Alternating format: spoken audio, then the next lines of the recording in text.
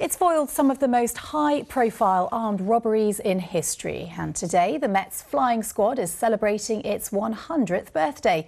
Its officers intercepted an attempt to steal a £200 million diamond from the Millennium Dome in 2000, and they ambushed thieves trying to seize gold bullion from a warehouse at Heathrow.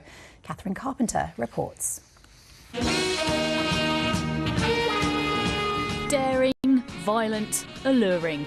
70s cop drama The Sweeney is said to have helped recruit a generation of Met officers and made the flying squad a household name. It did depict how the flying squad operated. It was gritty, but it properly reflected how the flying squad operated at the time. And Barry Phillips would know. He served on the squad for 16 of his 34 years in the Met, taking part in its famous pavement ambushes, taking down armed robbers just as they're about to commit a crime. It is a unique unit. It is a specialist unit.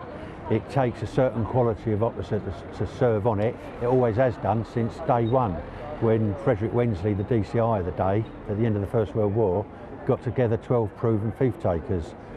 That methodology and ideology hasn't changed at all. In November 2000, some of Barry Phillips' officers confronted the armed gang attempting to raid the Millennium Dome for the £200 million Millennium Star diamond. But he says his finest hour came 4 years later, when his team foiled a multi-million-pound gold bullion robbery at Heathrow.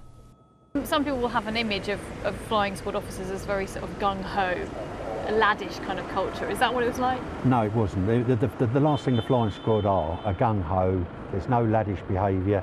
We certainly in my time, we selected and deployed more female officers on the jobs.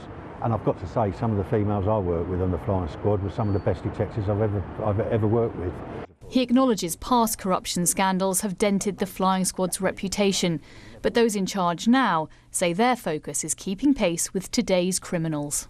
Also as well with crime types, as they morph from more traditional forms of crime into like the new age complex fraud and cybercrime, for example, the flying squad is morphing and changing with that. The squad's future then seems secure, even as it celebrates its rich history. Catherine Carpenter, BBC London News.